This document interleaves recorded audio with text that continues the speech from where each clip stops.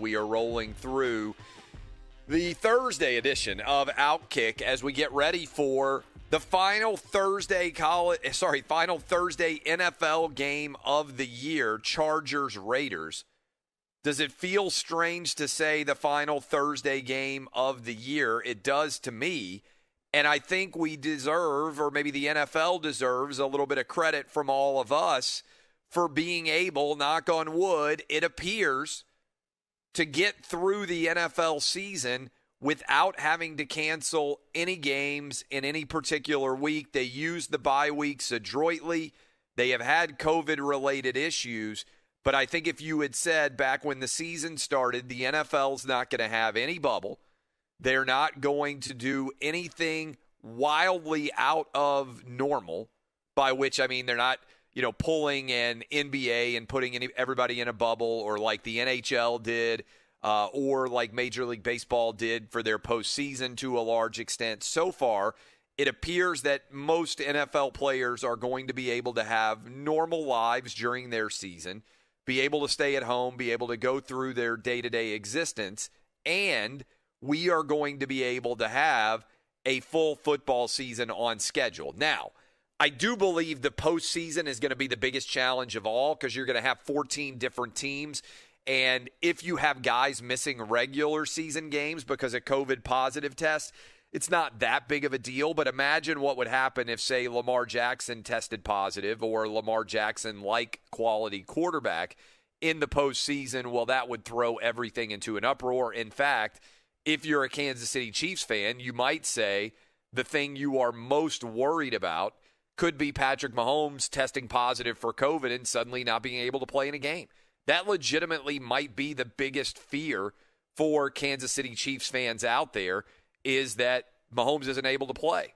Because if suddenly you have to go to Matt Moore, your team's 7 or 8 points worse, and the odds of you winning the Super Bowl decline immensely. But in the meantime, Chargers going up against the Raiders. I like the over. I think I probably like the Raiders just because the Chargers have managed to lose every close game they've had all year. But in particular, the over seems like a very good play in this game, since the Raiders defense can't stop anyone right now.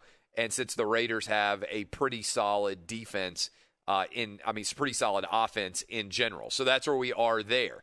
We talked a little bit about this story yesterday. ESPN analyst, we took some calls on it as well, Dominique Foxworth. Do we still have that audio, Danny G? Yeah, I have it right in front of me here. All right, let's play this audio. If you didn't hear this audio yesterday, Dominique Foxworth said he was rooting against Josh Allen, the Bills quarterback, because Josh Allen's supporters are the kind of guys who have American flags and dog picture avatars on their social media profiles. And this story blew up in a big way, at least in some corners of the internet, because not surprisingly, the same usual suspects don't cover this, but Outkick's got a big enough audience that we can make things stories now, because people trust us to kind of call balls and strikes and be fair. And so here is what Dominique Foxworth said yesterday. It's based on the people that are defending Josh Allen. I would be 100% lying if I said that when Josh does something dumb, a little part of me doesn't get happy. It is not because I want Josh to succeed. It's because the people who are telling me that Josh is the second coming and Josh is better than everybody are people with American flags and dogs and skull and crossbones. So a bunch of Bills players went after Foxworth on Twitter. Jordan Poyer said, hold up, bruh, we just not letting this slide. ESPN, this is what we are now in the sports world. He called out Foxworth by, we got to do better, my brother, because this ain't it. There were a lot of other people that were responding as well on the Bills. I think 3 or 4 different Bills players. Foxworth finally responded and said, nobody I respect has taken this seriously, so I've been ignoring it. And getting taken out of context kind of happens with my job, so I haven't been tripping. How did we take him out of context? We literally played exactly what he said. Play it one more time. He says, I'd be 100% lying. Play it again. It's based on the people that are defending Josh Allen. I would be 100% lying if I said that when Josh does something dumb, a little part of me doesn't get happy. And it's not because I want Josh to succeed. It's because the people who are telling me that Josh is the second coming and Josh is better than everybody are people with American flags and dogs and skull and crossbones. So, I mean, what are we taking out of context here? Like, I love when people are like, first of all, I try to always play the audio to allow you guys to hear the context yourself rather than just, reading a quote. But you can't argue you're being taken out of context when your statement includes the phrase, I would be 100% lying if. I mean, Danny G, is saying you're taken out of context here not totally trying to make the blame shift to others for the way they are responding to your comments as opposed for what you actually said?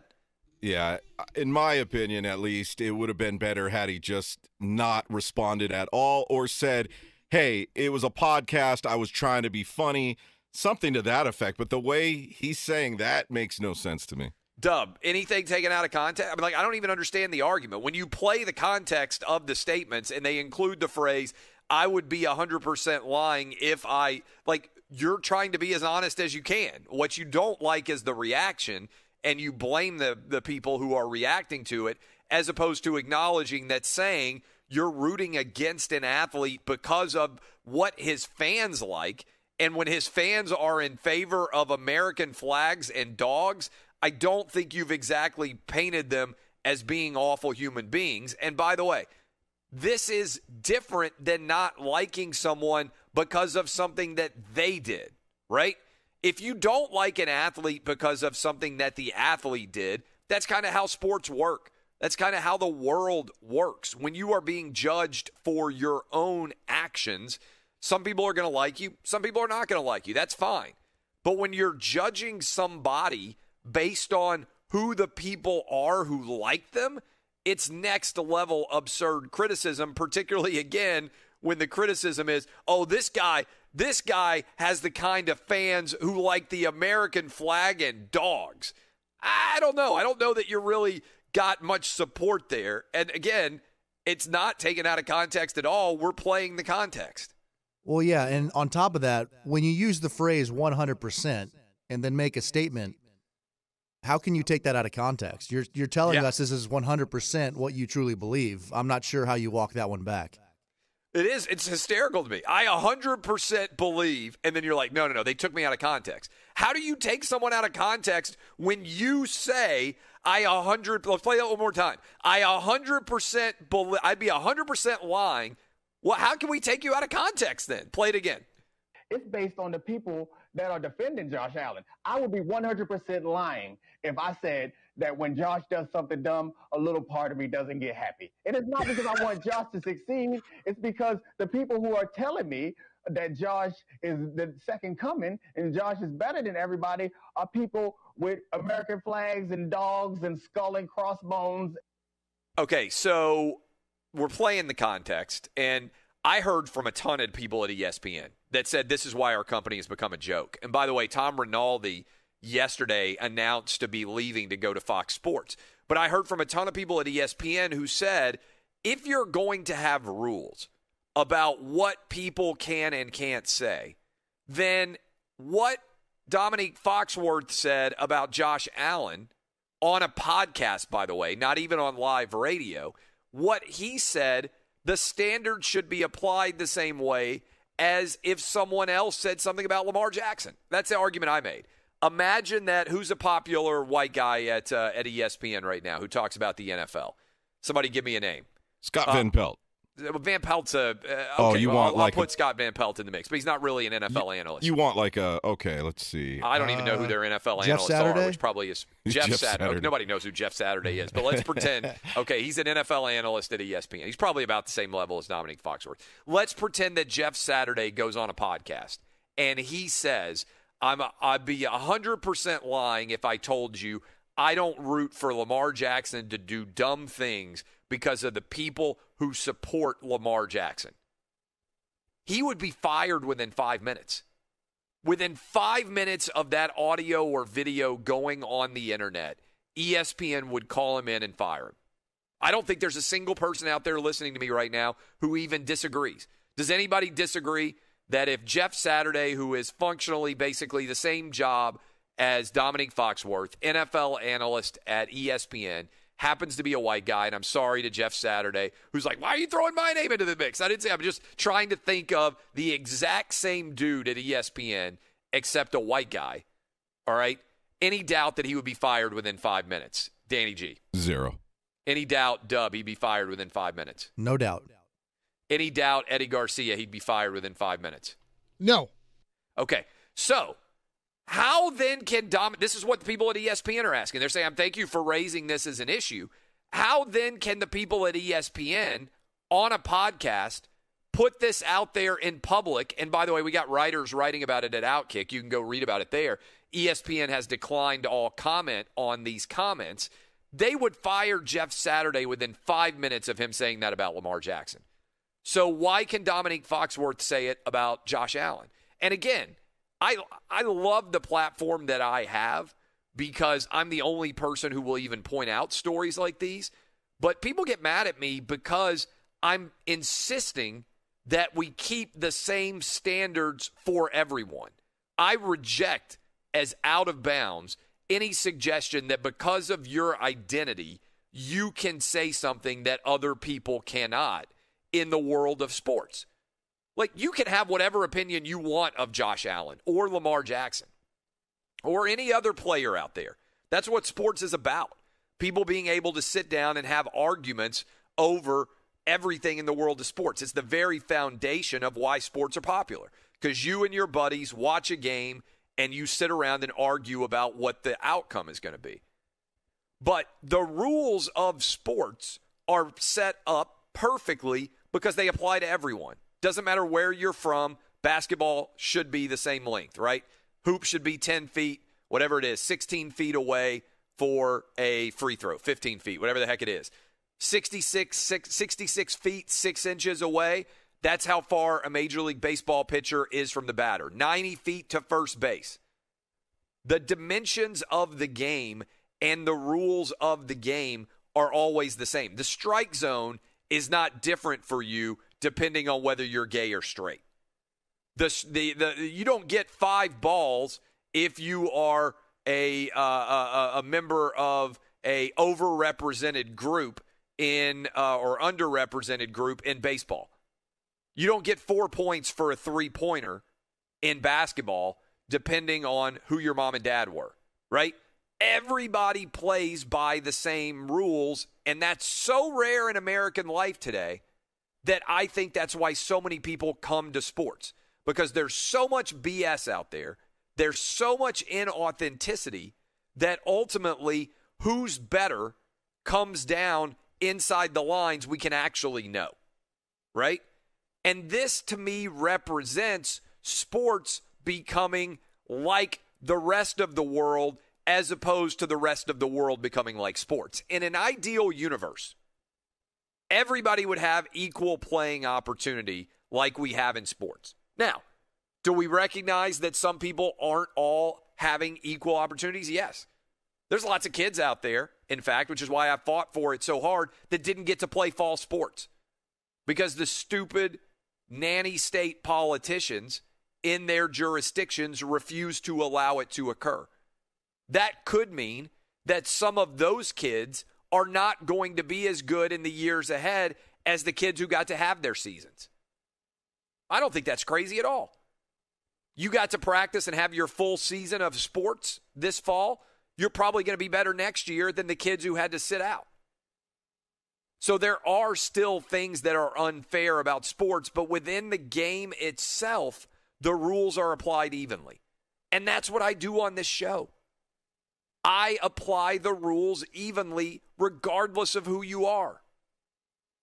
And when a person like Dominique Foxworth says what he did about Josh Allen and then argues that he's taken out of context, I think all of you out there are like, that's BS. One more time, when you say I'd be 100% lying if, that's not out of context. That's you saying what you think and believe, which is that you can criticize Josh Allen because you are stereotyping and insulting his fans in a way that you couldn't say about Lamar Jackson. Jeff Saturday would get fired if he said that.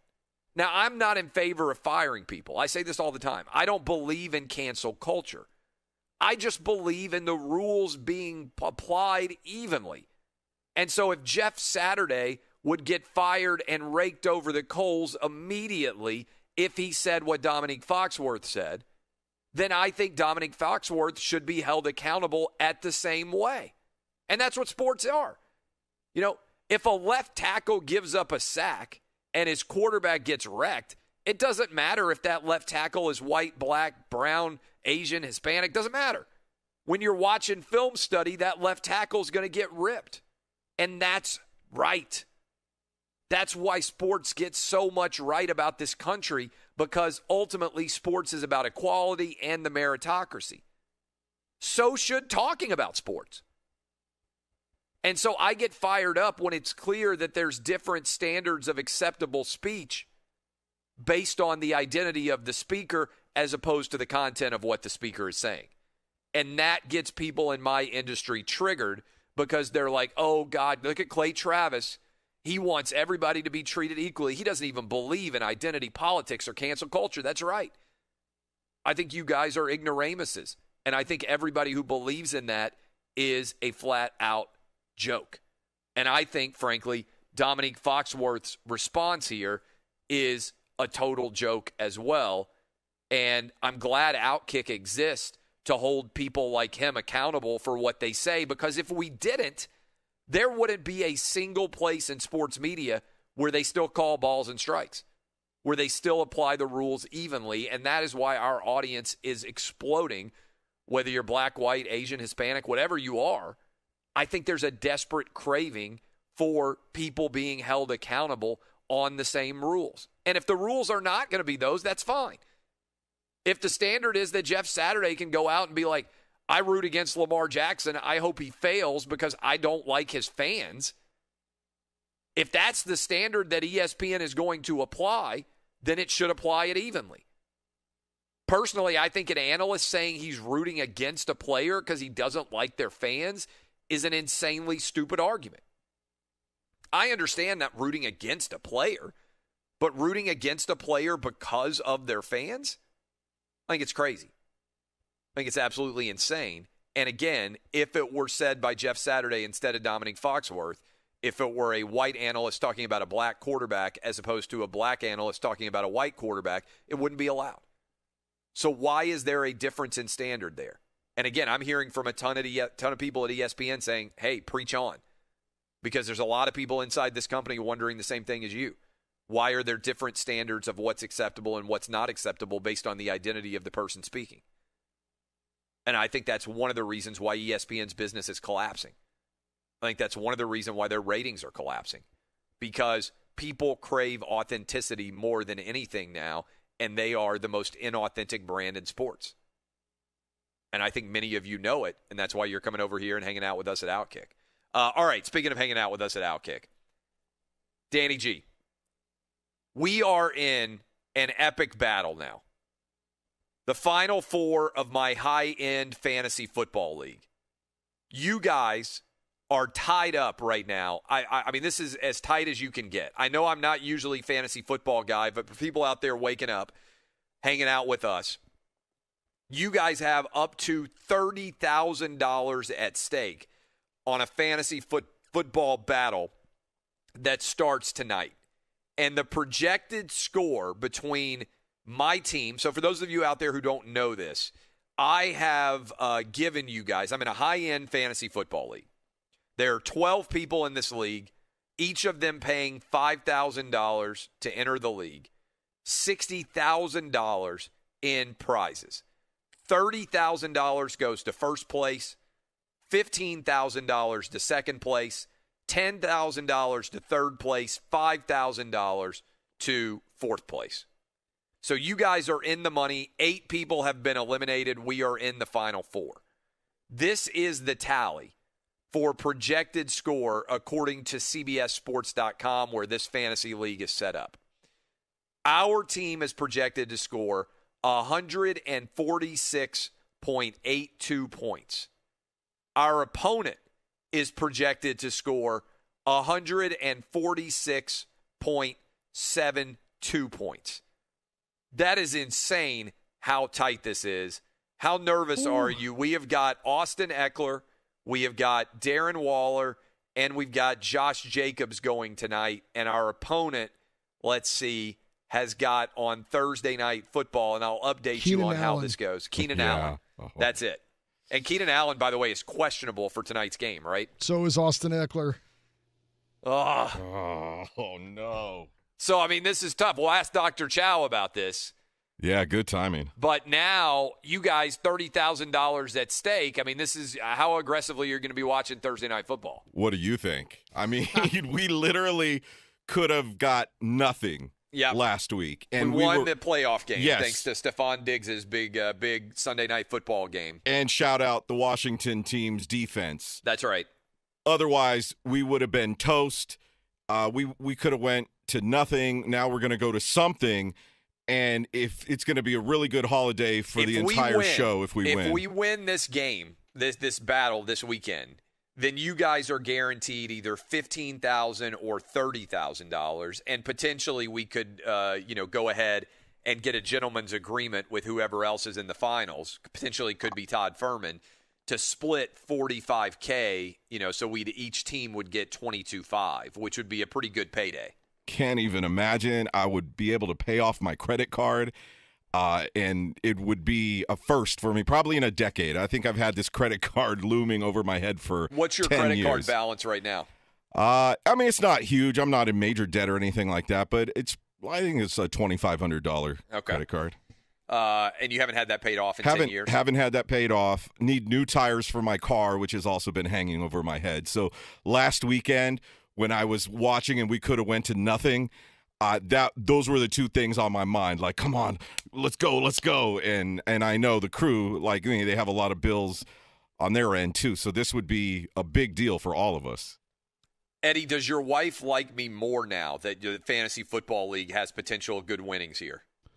Yes, but if Darren Waller scores a couple touchdowns and I start cheering, it might not go over well She tonight. might leave you. I may have to try and internalize my joy. That's right, because you're in the same position. And if Keenan Allen scores, I'm going to be upset. And so, yeah. Yeah, because you're a big Steelers fan, and the week came down to how well Stephon Diggs was going to do as a Bill going up against the Steelers. Yeah, and I also got mixed feelings on that because if Stephon Diggs scores touchdowns, so is our opponent because he's got Josh Allen as his quarterback. So we got to hope all the touchdowns that Josh Allen throws are to our guy, Stephon Diggs. We got to hope that Josh Allen is so triggered by Dominique Foxworth's comments that he comes out and tries to do too much and throws like 4 picks. And so as a result, he doesn't beat us in the Fantasy Football League. Dub, are you nervous at all about this? I am nervous, but I like our team. I really do, because we got some good matchups with our guys going up against certain defenses, mainly Austin Ekeler going up against the Raiders. You got to like that matchup. So if he plays. Well, I read Dr. Chow, and I'm sure you're going to ask him next, but he ranked the order of his confidence in the injury situation tonight. And he had Ekeler as his most confident that he was going to play. Good. So that makes me feel a little better. By the way, Clay, one quick note. Our kicker is on the COVID list, Ryan Suckup. We might want to just, in the back of your mind, look and see if there's any. The kicker has COVID? Yes. I mean, he's out? Well, I don't know if he's out or not. He's on the he's on the COVID reserve list along with the long snapper and the punter for Tampa Bay. Oh no, the whole special teams crew? Yeah. Oh man, what if we lost because our kicker got COVID? And you know what's crazy is Suckup is a big Outkick fan. So I'm not kidding about this. Like he's a big fan. So I may have to reach out to him privately to see whether or not he's actually got COVID so I can try to win my fantasy matchup. Do what you got to do. Insider trading. Is he on trading. the COVID list or is he on the COVID contact tracing list? Let me double check the story. This is a big deal. How do you not know the answer to this? You just threw out that our kicker had COVID. I'm pretty sure he's on the COVID reserve list. But that means he has COVID. Does it? I don't know. Well, we need to know the answer. I didn't know anything about this. The COVID. So there's like the COVID exposure list. Oh, are there two different COVID lists? Well, yeah, because sometimes, they might have to, hey, like Ben Roethlisberger, right? Yeah. Like he was exposed to COVID, but then he didn't have COVID, so he was able to play. So has our guy got COVID, or has he been exposed to COVID? The story I'm reading says it's not clear if any of them have tested positive or were simply close contact. Well, how do we not know? That's kind of a big deal. Dr. Chow, he's chomping at the bit. He says, what do you got, I'm listening Dub? to You're your fantasy conversation, and I have a lot to say to you guys. Let's get to it. Well, I want to know what's going on. All right, we got to go to break. Now I'm going to have to track down Suck Up and figure out what's going on here because we got a lot of money on the line for him not to be having COVID. We need him to fake a test result if necessary, or else I got to scramble and go find another kicker to make sure that we don't get crushed. All right.